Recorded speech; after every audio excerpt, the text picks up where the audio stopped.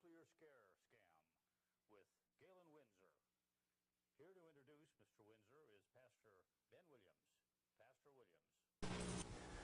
I'm pleased to have as our guest Mr. Galen Winsor from Richland, Washington. I first heard of Galen from a tape that somebody gave to me some months ago, and I found his story to be absolutely fascinating. His story is unique, to say the least. Galen has been in 77 different cities in the last 2 years lecturing on the subject of nuclear energy. The majority of his life, the last 35 years, he spent processing plutonium from nuclear reactor sites. He has worked in the Manhattan Project facilities in Hanford, Washington, Oak Ridge National Laboratories and Nuclear Plant in Oak Ridge, Tennessee, General Electric's Midwest Fuel Recovery Plant in Morris, Illinois, General Electric's Fuel Fabrication Facility in San Jose, California, and Wilmington, North Carolina. And he's worked in every major reactor decommissioning project around this nation up to this present time. His major work in these projects has been the analytical process inventory control, which means that he was responsible for measuring and controlling the nuclear fuel inventory for these projects. Galen Winsor has few peers in the world in this area of expertise. And those few peers admittedly know and agree with the things that you'll be hearing on this tape. However, except for 2 or 3 of these experts, they've all chosen to remain silent for reasons which they only know, leaving this man then the burden of leading this lonely battle of exposing what we call the nuclear scare scam. He's without question one of the world's foremost authorities in nuclear radiation measurement, and he's recognized by members of the Atomic Energy Commissions of all the major nations of the free world. Mr. Galen Winsor.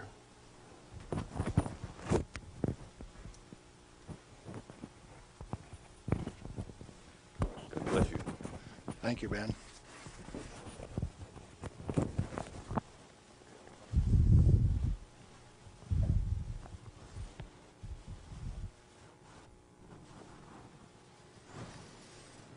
We've been considering today how best to approach this subject so that you would feel comfortable with where I am. And we thought it might be appropriate to start with how I got involved in this game. Now, in 1945, I was a Navy radioman out in the Pacific on a destroyer aimed for Japan. We had a one-way ticket. That's all you get, just one way. So, as we were becoming proficient at our business of fighting war, the Manhattan Project caught up with us and did a job. Now, the weapon that was dropped on Hiroshima, Japan in August 6, 1945 was a U-235, fully enriched U-235 weapon, where the material was separated and purified in Oak Ridge, Tennessee. The one that was dropped August 9th on Nagasaki was a plutonium weapon made at Hanford. But to those of us out in the Pacific, it was quite interesting. It had a ticket on it that says, "You get to go home." I was impressed. Now, I was stuck out on Guam after the hostilities quit and was running a radio broadcast that communicated with 4,500 ships west of Pearl Harbor. Quite a few to listen to every dot and dash that I made. So I was used to having people listen to me. They couldn't see me, but they could sure hear me. I had all of the good messages that were to come to them. Fleet movements to Red Cross messages. They came along one day and says, "We'd like to have radiomen to go down to Eniwetok for the atomic bomb tests." Not me. No way. I want to go home. So they went through and they took every 3rd radioman to go to Eniwetok. I didn't go. They let me come home. But I wanted to go home. I had a driving need within me that says, hey, that big firecracker, I want to know how it works. I want to know everything about how it works. So, back to the ranch in Nevada where I grew up and stacked hay all summer, gained back the 40 pounds that I'd lost out there in the islands.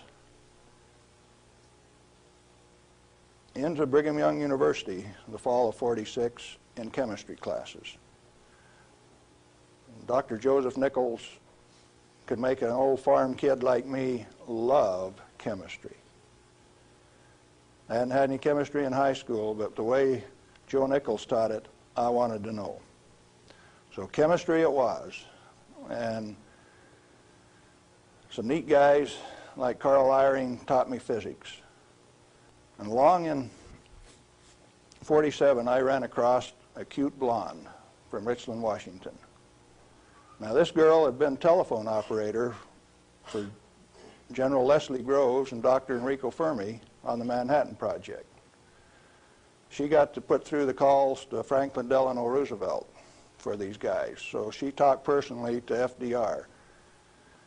And she told me some of the stories like you've never heard. She says, oh, in those canyons, great things are done. This cowboy from Nevada couldn't even imagine what she was talking about. Well, in 1947, after we were married, I ran until she caught me. I wasn't going to get married anyway. I wanted to get my education. I had to get on with this thing. And so we went to Richland, Washington for the first time in September 1947. I saw that those buildings she was talking about were there. 1,000 feet long, 11 stories high, 5 of them below ground. Tremendous things. And people all over. Camp Hanford in those days was a whole army camp just there to secure that place, to provide security. Thousands of soldiers. You move around out in the desert and hop out of a foxhole and pop a soldier with a gun in his hand. There wasn't any horsing around. It was all business. Back to school. In 1950, I applied for a job up there before I had graduated, and they were in such bad need of chemists, I had a job before I had my degree. And so the last year of my chemistry, mostly English, I did on a bus, riding 25 miles to work in the morning and 25 miles back at night, and I did advanced grammar and business writing and all of those things on that bus. But in September 1950, I got into this thing called plutonium processing when we did it barehanded, without instruments, without coveralls. We had some of the most peculiar acid burns in some of the shirts, and I found one of those the other day. It's got acid burns all up the front of it. Plutonium on it, too. Amazing. That was normal operation in those days. We ran those facilities, and we ran them so well that by 1965, we had separated enough plutonium when it only existed in the parent uranium matrix to a half of a single weight percent, 0.005 weight fraction of plutonium maximum in that fuel. And we processed enough tons of uranium to recover enough plutonium by 1965 to meet the weapons needs of this country 10 times over for the foreseeable future. Now we're talking about a massive amount of work. Hands-on, do it type thing. And there was a couple thousand of us, and we were just happy as could be, just working like mad, making those plants run 24 hours a day, 7 days a week, in a community that ran on shift work, ABCD shift. The whole community that way. A wartime community, people dedicated to doing a job, and we were doing it, and we did it well. No pretense. Oh, yes, there were. Out in the reactor began to sneak in people who wanted a radiation monitor behind every reactor operator. Why?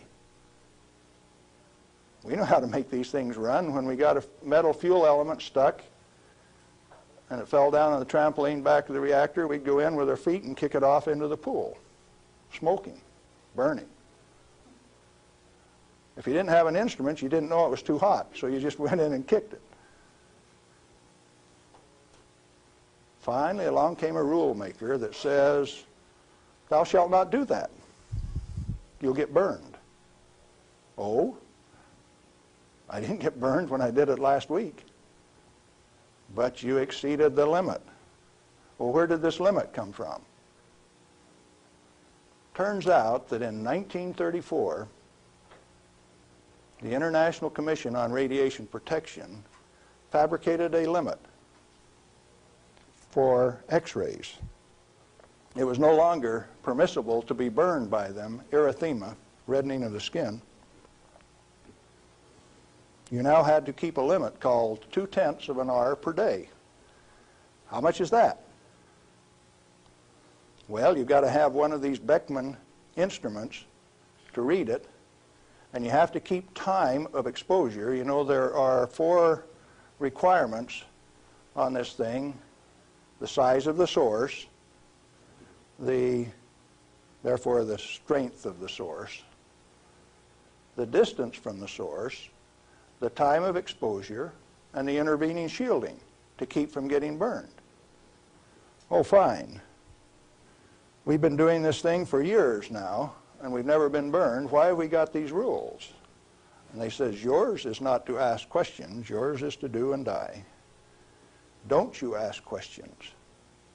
If you do, you might disappear.